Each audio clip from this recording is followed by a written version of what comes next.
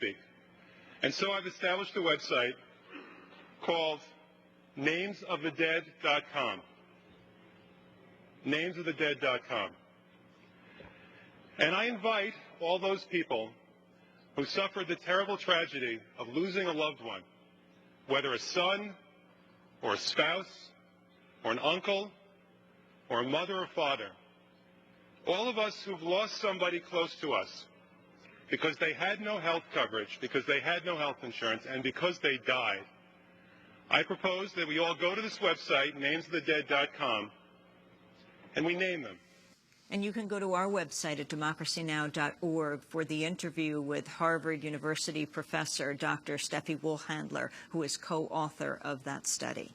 And here in New York, dozens of people gathered outside the offices of the news network CNN Wednesday to call for the ouster of anchor Lou Dobbs. Dobbs has been accused of anti-Latino bias in his coverage of immigration issues. The journalist Roberto Lovato addressed the crowd.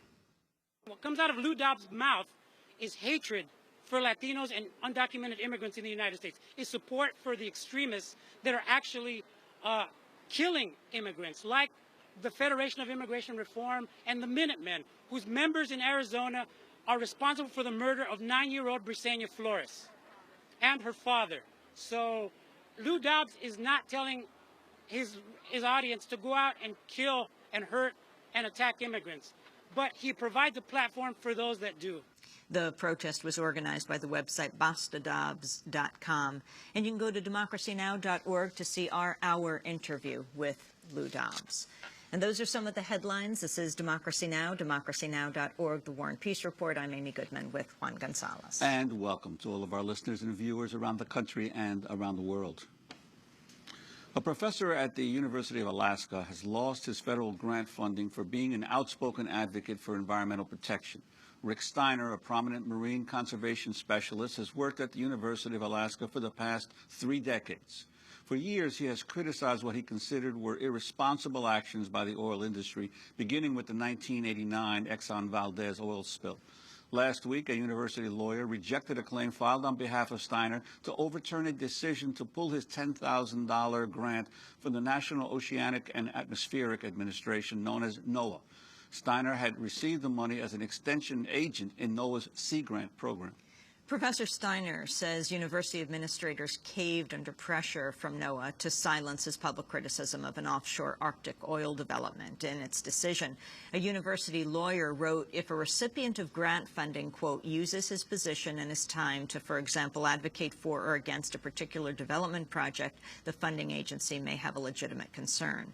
In addition to pulling the grant funding, the university moved Steiner's office against his wishes into the Maine Marine Advisory Program office. We called both NOAA and the University of Alaska to invite them on the program. They both declined to be on, but they did provide us with statements. Before we go to that, let's go first to the man at the center of the storm, Rick Steiner. He joins us from Anchorage, Alaska. Welcome to Democracy Now!, Professor Steiner. It's good to have you with us. I wanted to start off with this ruling by the Public Employees for Environmental Responsibility, PEER.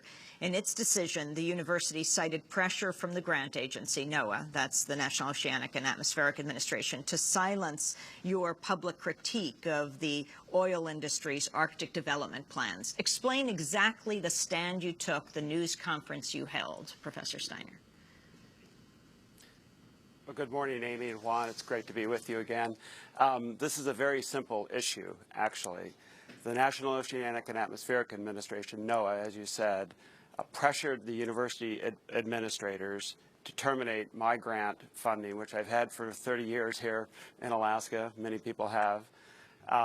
And as a result of that, the university, instead of standing up to them and doing the right thing and saying, no, we don't do business that way, we have something called academic freedom for our faculty, they caved and did terminate that federal grant funding. They covered it for 1 year with other state funds, but that's irrelevant. The bottom line issue here is that the University of Alaska really runs on oil money. I've been somewhat critical of what I consider to be irresponsible oil company proposals and projects and activities in Alaska, and thus the university punished me for it.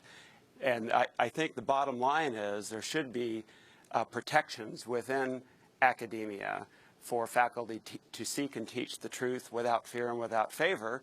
That's what the whole concept of academic freedom is, ultimately, and that failed here.